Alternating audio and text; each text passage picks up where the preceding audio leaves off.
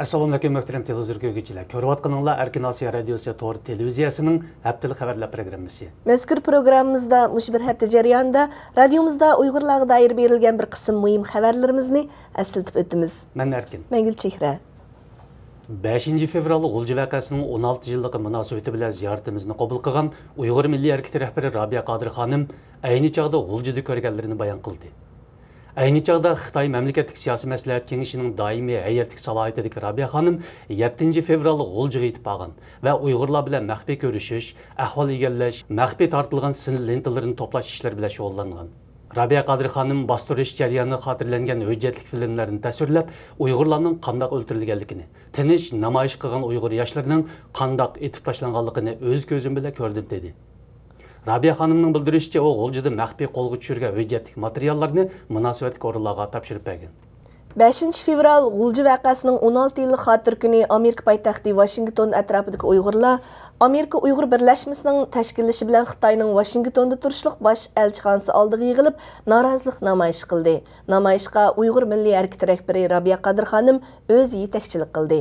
Robiya Qodir xonim namoyishchilarni 5 fevral voqeasida qazo qilgan Uyg'urlarni eslab turishga va ularning ro'yidan o'rganishga chaqirdi. Amerikaning g'arbiy qirg'ida yashayotgan Uyg'urlar 5 fevral San Fransisko shahrida turishliq Xitoy konsulxonasi oldida namoyish qildi. Bu xildagi namoyish va xotirlash faoliyatlari Yevropaning barliq ellari, Avstraliya, Turkiya qatorliq davlatlardagi Xitoy elchixonasi oldida o'tkazildi. Uningdan boshqa Qozog'iston va Qirg'izistondagi Uyg'urlarmi yig'ilish va nazr chiroqlarni o'tkazib, G'ulji voqeasida qurbon bo'lganlarni eslashdi. Xitoy doiralari 2 fevral Amerikaga safar qilish oldidagi Beijing Markaziy Millatlar Universiteti dotsenti Ilhom To'xtay va uning qizini Beijing aydirmida to'sib oldi va 10 soatdan ortiq aydirmada tutib turib, uyiga qaytarib etdi. Ilhom To'xtay apandi Amerika Indiana universitetiga taklif qilingan edi. Ilhom To'xtayning Beijing aydirmada to'sib qilinishi xalqaro axborot vositalarining diqqat nuqtasiga aylandi. Dunyo Uyg'ur qurultiyi Xitoyning Ilhom To'xtayni to'sib olganligini aybladi.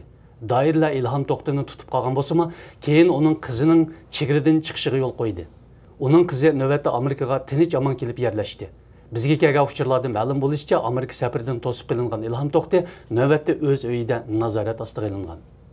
Xitoy hukumati Uyg'urlar ustidagi osha tuzumining bekor qilinganligini e'lon qilgan bo'lsa-mu, ammo yerlikdan egallagan ma'lumotlarimiz buning yolg'onligini isbotlamoqda. Xotandan egallashimizcha, dehqonlar har yili necha kun va necha 10 kunlab majburiy bekorlik emgaklarga silindi ekan. Ba'zi joylarda dehqonlar bevosita oshaga tutilmagan taqdirdami ulardan yillik osha puli deb haq oladigan, shakli o'zgargan oshalar og'ir darajada davom qilmoqda ekan. Uyg'urlar bekorga ishlaydigan hashar maydonlarida ishlaydigan Xitoy ishchilari bo'lsa, Uyg'urlardan yig'ilgan hashar puli shaq qilib berildi ekan. Kishilik huquqni kuzatish tashkiloti va Dunyo Uyg'ur qurultiyi Malayziya hukumatining yaqinda bir turkum Uyg'ur musofirlarini Xitoyga qaytarib berganligini tanqid qildi. Kishilik huquqni kuzatish tashkilotining 3 yanvardagi bayonotiga qaraganda, Malayziya doiralari Birlashgan Davlatlar Tashkilotidan panohlik talab qilgan 6 nafar Uyg'urni o'tgan yil 12 oyning 31 kuni Xitoyga maxfiy qaytarib bergan. Kishilik huquqni kuzatish Malayziyaning Uyg'ur musofirlarini Xitoyga qaytarib berishini darhol to'xtatishni talab qilish bilan birga, Malayziya hukumatiga xat yozib, Kuala Lumpurning Uyg'ur musofirlarini Xitoyga qaytarib berishi xalqaro qonunga qilingan zo'r buzg'unchilik deb ko'rsatgan. Dunyo Uyg'ur qurultiyi shanba kuni bayonot e'lon qilib, xalqaro jamiyatni Malayziyaning mazkur voqeadagi javobgarligini surishtirishga, Xitoyni musofirlarning derkini berishga qistashga chaqirdi. Gollandiyadagi Uyg'ur jamoati Yevropa Sharq Turkiston ma'rif jamiyatining tashkillashi bilan Uyg'ur o'smirlarini ona til va Uyg'ur madaniyati bo'yicha tarbiyalashga boshladi. Kurs 2 fevral boshlandi. Mazkur kursda ona til, axloq va diniy bilimlardan saboq berildi. Ota-onalar shundaq bir kursning ochilganligidan mamnun bo'lganligini bildirishdi.